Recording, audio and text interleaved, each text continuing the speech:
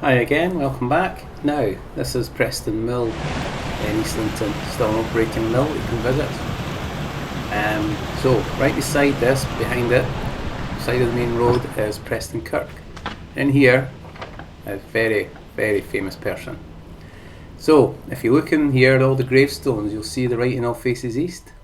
However, one of the gravestones, the writing faces west, and it's the gravestone of an Andrew Meikle.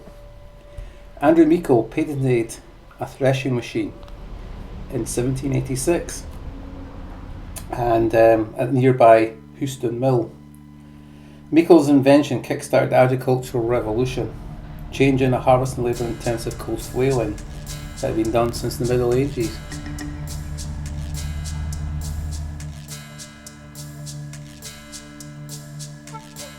Then, in 1834, American called Herman Moore produced and patented a combine harvester which combined the three processes of harvesting corn, which are reaping, threshing and willowing.